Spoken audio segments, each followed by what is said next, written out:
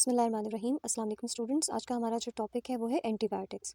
तो एंटीबायोटिक्स क्या है? ये ऐसे कीमियाई मुरक्कबात हैं जो बीमारी पैदा करने वाले जरासीम की या नशोनुमा को रोक दें या उनको हलाक कर दें, तो इनको हम एंटीबायोटिक्स कहते हैं। एंटीबायोटिक्स जो है ये हमें इसका सोर्स क्या है, या तो ज़िंदा जरासीम या फफूंदी, या फिर इन्हें हम मस्नूई तरीके से तैयार करते हैं।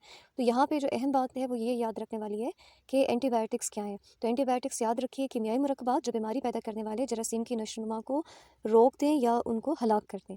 अभी फिर अहम बात क्या है नेक्स्ट, कि एंटीबायोटिक्स की आपको टाइप्स का पता होना चाहिए। एंटीबायोटिक्स की टाइप्स कितनी तरह की हैं? 2 तरह की हैं। एक बैक्टीरियोस्टैटिक है, एक बैक्टीरियोसाइडल है। ठीक है, तो अभी हम इन दोनों को डिटेल से देखते हैं। सबसे पहले बैक्टीरियोस्टैटिक क्या है? ऐसी मेडिसिन्स या ऐसी एंटीबायोटिक्स जिनके इस्तेमाल से बीमारी पैदा करने वाले जरासीम की नशोनुमा और अफजाइश मज़ीद रुक जाए।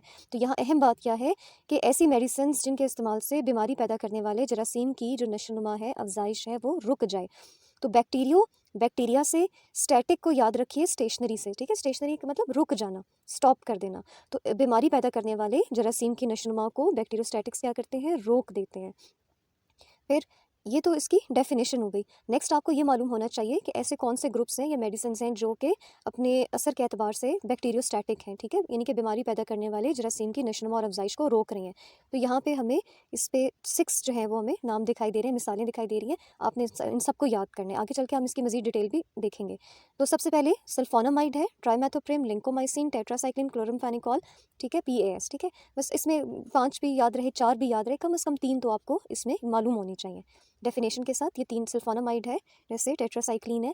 ठीक है, तो ये आपको मालूम होना चाहिए।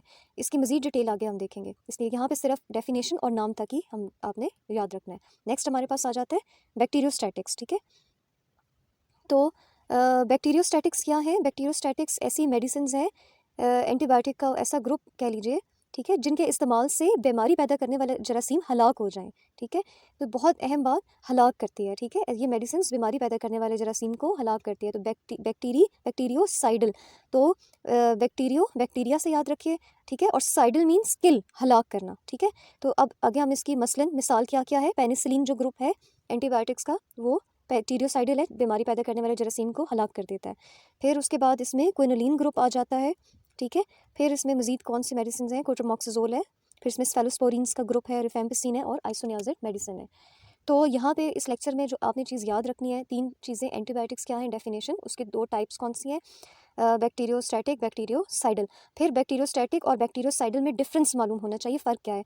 तो ऐसी मेडिसिन जो बीमारी पैदा करने वाले जरासीम की अफजाइश और नशोनुमा को रोक दे, स्टॉप कर दे, ठीक है, उसको हम बैक्टीरियोस्टैटिक कहते हैं। मसलन मिसाल में आपने यहाँ पे जो मिसाल लिखी है, आपने एटलीस्ट 4 से 5 जो है बतानी है, लिखनी है, मिनिमम 2 तो लाजमी। जैसे सल्फोनामाइड है, टेट्रासाइक्लिन है। तो ये डेफिनेशन और इसके साथ एग्जाम्पल के लिए आपने 2 नाम बताए ग्रुप्स के।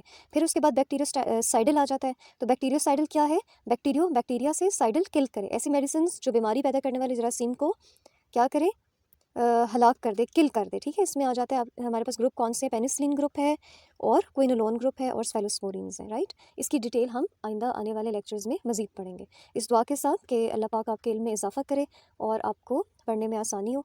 अल्लाह हाफ़िज़।